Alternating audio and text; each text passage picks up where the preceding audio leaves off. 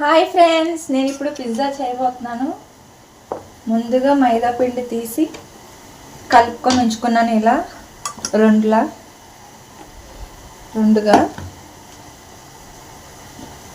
సోజీ వేసాను. సోజీ వేసి దీని మీద మైదా పిండి మెత్తగా కలుపుకొని ఇలా పెట్టుకోవాలి. చాలా పూరి పిండిలాగా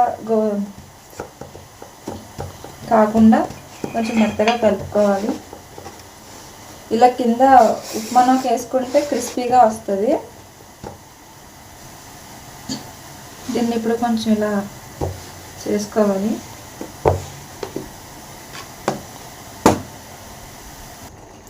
ఇలా రౌండ్ షేప్లో చేసుకొని తీసి పక్కన పెట్టుకుందాం. ఇందులో వేసుకుందాం. ఇది కొంచెం పక్కన పెడదాం. దీని మీద గుడ్డ వేసి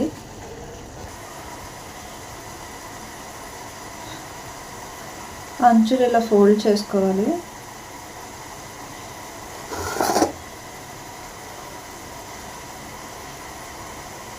ఇలా మొత్తం ఫోల్డ్ చేసుకున్నాక బాగా ఫోర్క్తో హోల్స్ పెట్టుకోవాలి.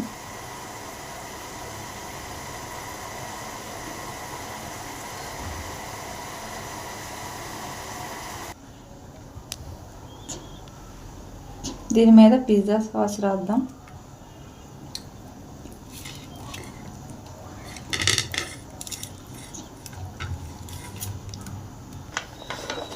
దీని మీద చీజ్ వేద్దాం. పిజ్జా సాస్ రాసిన తర్వాత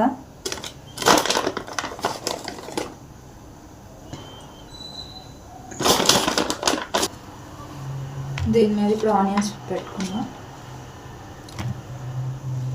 కట్ చేసిన ఆనియన్స్ పెట్టి క్యాప్సికమ్ కూడా పెడదాం.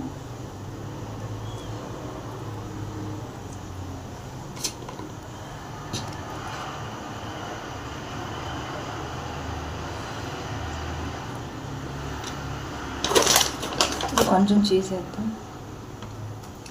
చికెన్ వేద్దాం. చికెన్ వేసాక దాని మీద మళ్ళీ చీజ్ వేద్దాం.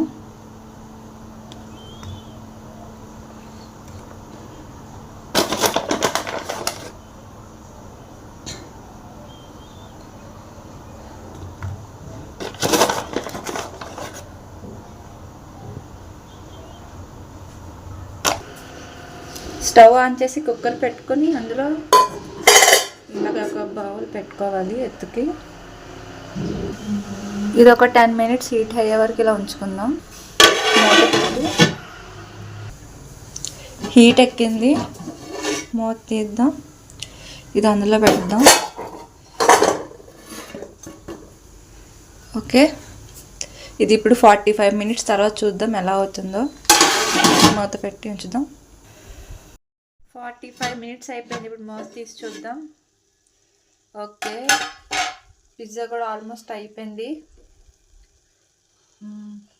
స్టవ్ ఆఫ్ చేసేద్దాం. పిజ్జా అయిపోయింది. ఇప్పుడు వేరే ప్లేట్లో తీసి కట్ చేసుకుందాం. దీన్ని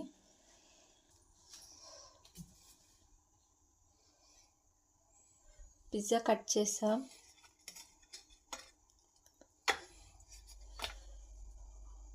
వేడి వేడి చికెన్ పిజ్జా రెడీ.